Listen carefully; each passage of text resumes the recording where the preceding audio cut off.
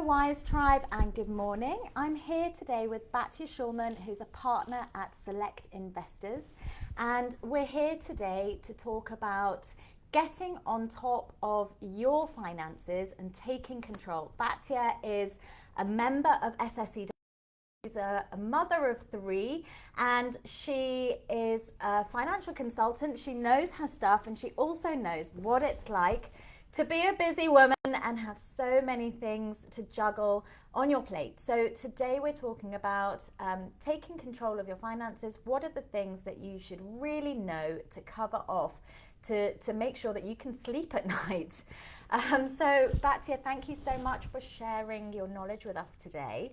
And I just want to start by saying that this is not a sales pitch. It's not about selling products or policies or anything like that. So I really want to thank you for coming forward and just sharing your intel and your knowledge with us, because this is all really, really important for all women to open up the conversation and talk about financial stability.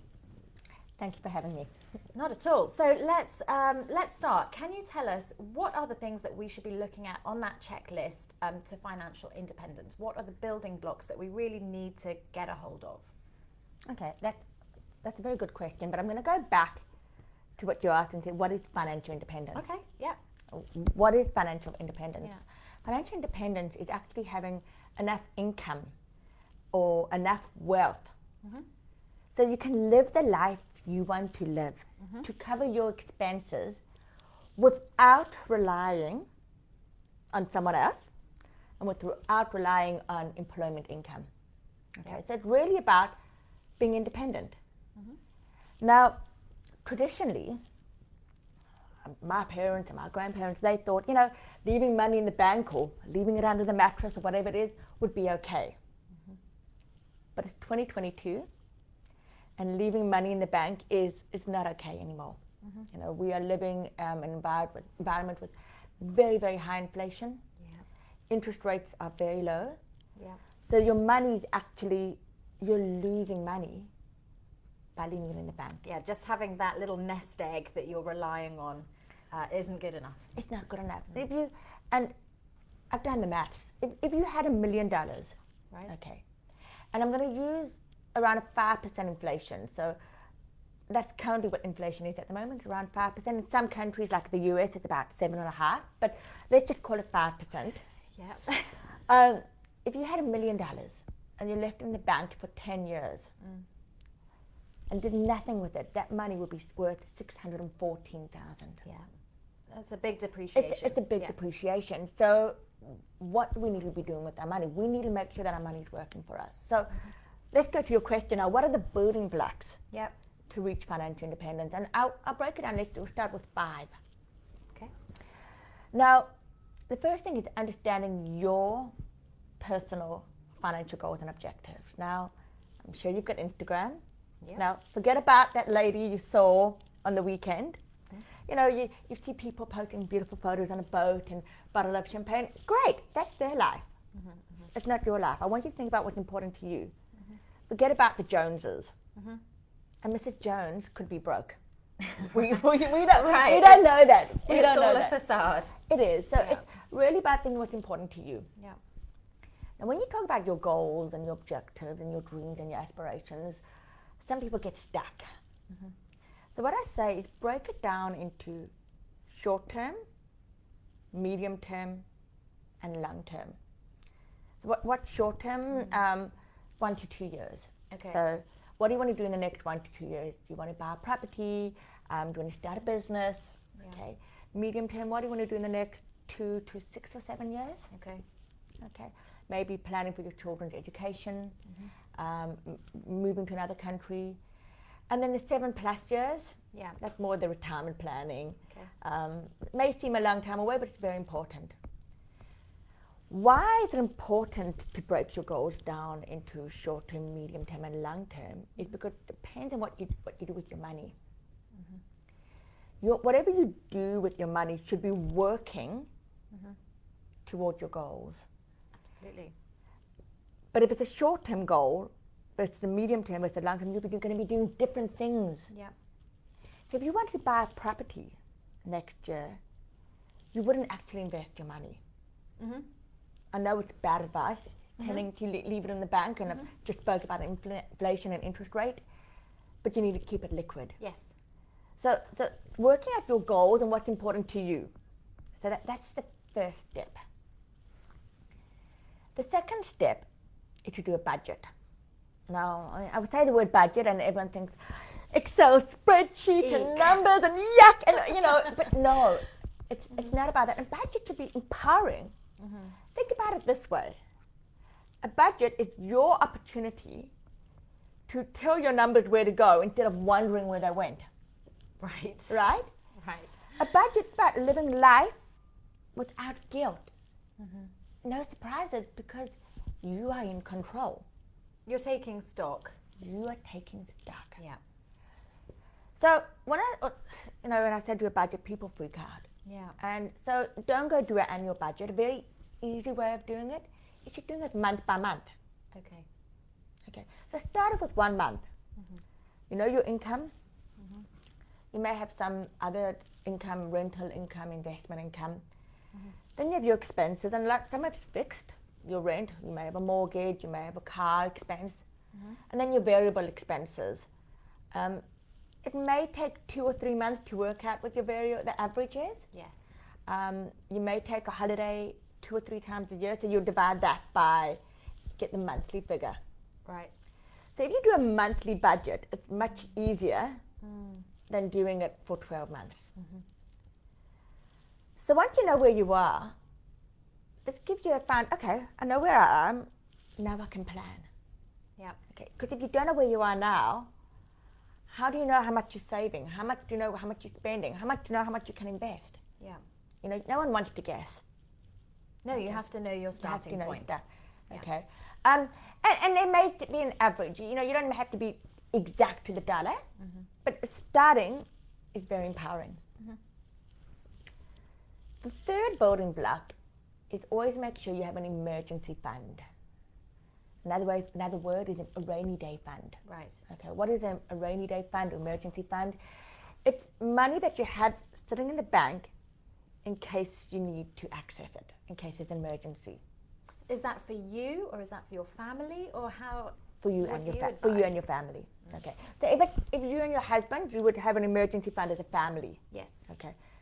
How much does your emergency fund need to be? Now, everyone is different, but as a general rule of thumb, I would say 3 to 6 months of your monthly expenses, plus maybe a little bit more, right, to help you sleep at night. Right.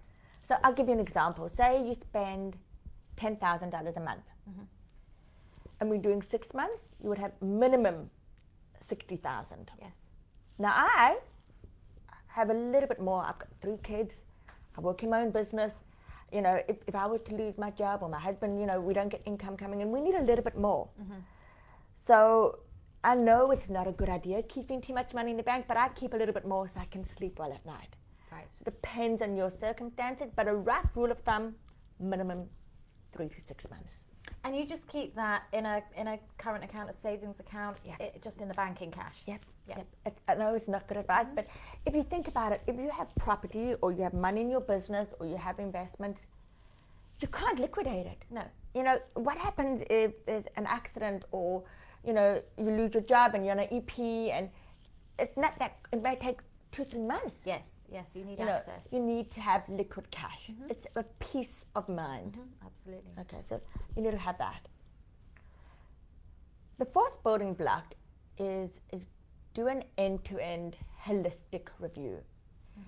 And I would say this is very important specifically for expats. Why? I'll give you an example. I was born in South Africa, but I've lived in Sydney, New York, Tokyo, Hong Kong and Singapore. So what does that mean? It means I've got a 401k in US, I've got a superannuation in Australia, I've got an MPF in Hong Kong, I've got a CPF here. It's a bit of a mindful.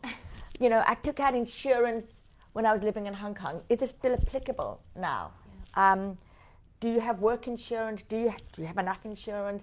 Do you need to consolidate your assets? I've got a bit of shares here, a bit of shares. You may have money all over the place. So when we're doing a budget, I spoke about the profit and loss, but it's good to consolidate all aspects of your finances to understand where you are now. Is it still valid? You don't want to be wasting money on insurance policies that you may not need, or you may not have enough. Yes. So do an end-to-end health check of all your assets. And then the final building block is about investments. Okay, now it may not sound fun or sexy or exciting, but it's so important. And Albert Einstein called compound interest the eighth wonder of the world. Oh, really? He who understands it earns it. He who doesn't pays it.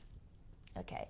And compound interest is so powerful, but if you invest just a little bit every month, it actually grows. And I'll share an example. My son came home on the weekend, and he's 8, and he wants to buy a car when he's 18.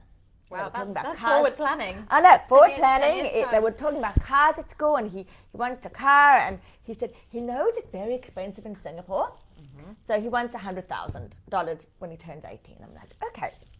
So we did a little exercise, and I showed him that if he saved $580 a month, and we used a 7% as an average rate of return. Okay. If you put away $580 a month for 10 years, that'll grow to $100,000. Yeah, amazing. Yeah, it's a great illustration for him. Yeah, I don't know how he's going to get $580. Working at McDonald's is not going to do the cut, but it was a good illustration, and it's a good example of showing you how you can put a little bit of money away. Yes. And how it grows. So when it comes to investing, there's some basic principles. Some people think you have to have millions of dollars to invest. No. You can put small amounts away every month. Surplus money sitting in the bank is not working for you. But just general rules of investing is investing has risks. Yes. So a few things for people who've never invested, just the best advice is understand your risk profile, and what you're going to invest in. If you're very conservative or you want to take a little bit more risk, understand your investment timeline, okay? It's short-term, medium-term, and long-term. Generally, the way with the volatility, medium to long-term investing is recommended. And then finally, the most important is diversification. Right. Never put all your eggs in one basket. My grandmother always said that to me, and don't put all your eggs in one basket. And the situation at the moment, there's so much volatility. No one knows. No one predicted the war. No one predicted COVID 2-3 years ago. So as long as you diversify, and you can diversify across different asset types and different geographies and different fund managers and different companies, the more you diversify, the better. Some things may be going up, some things may be going down, but you want to look at the kind of spread the risk. Yes. So like I said, it may not be exciting, but it's so important. It's so important to make your money work for you, because you're not going to get rich and you're not going to reach your goals by leaving your money in the bank. It's just going to be working backwards. So if you want to live the life you want to live, you have to make your money work for you. Absolutely. Well, let's talk a little bit more about tips on investing and making our hard-earned cash. That's what we're all here for as expats. We're tied to jobs and making savings. How can we make those savings work best for us? You mentioned in your son's illustration that you were working on a 7% return. That sounds really great to me. But can you just give us some ideas of different methods and ways that we could be looking at to make our savings work better? Well, it really goes back to the building blocks. So once you understand how much you're saving every month, so a very simple way is say you earn $20,000 a month, and your expenses are $10,000, and you have 10,000 savings every month. Do you go and invest 10,000? No, you still got to live. So you need to say, okay, what of that money, of that surplus, am I comfortable putting away? Yeah. And you can put that away on a monthly basis. Okay. Then you look at what your cash you have in the bank. You put away your emergency fund. It's a little bit extra to sleep at night. Yeah. And then you look at investing. And so what can you invest in? There'll be a range of different investment tools, but again, you're going to be investing to achieve your goals. Now, maybe you don't know what your goals are, and some people don't, Then just maximize what you've got. Important things to think about, your timeline, again, your risk profile, and diversify. But you may also want to think about tax efficiency. Being in Singapore, fantastic place, low tax, and no capital gains tax. Yes. Okay. But if you're planning to go back to the UK or Australia or Bali or Thailand or wherever you want to move to, the tax is going to be very different.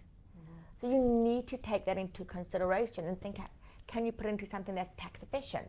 Or if you do have investment, what's that impact going to be when you go back to your home country or your new country? Yes, it's a big consideration, and lots of people are thinking about moving or considering what would happen. So what are the things that they would need to start thinking about now in terms of wrapping up finances here? Okay, first of all, depends on where you're going. There are a lot of options to set up tax efficient investment vehicles in Singapore. When you're a Singapore resident, it depends, like I said, depends on which country you're going, so the rules are different. The UK and Australia are very tax efficient to set up investments here. Then you need to look at what other assets you have, and what the tax regime in that country you're moving to. So if you have shares here, if you don't liquidate them before you leave, and then you say you liquidate it in the UK, you're going to pay capital gains tax on that. Right. Okay. Do you have a property here? Now, if you have a property here, and you choose, say you move to Sydney, and you sell that property when you're back there, you're going to be subject to capital gains tax. So you'd rather sell your property before you leave. Right, that's really important to know. Very important to know. Your gains, you don't want to pay tax on that. No. If you're PR and you have CPF, when do you need to renounce your PR? Yes. Or do you want to keep that? Because when you renounce your PR, you can take your CPF out. So these are very important things to understand. What your situation is here, what's the tax like in the country you're moving to, and have a plan. And you can't, the day before you leave, right? Okay, I'm getting on a plane tomorrow, let me sort my finances out. Right. No, you actually need to work out in advance.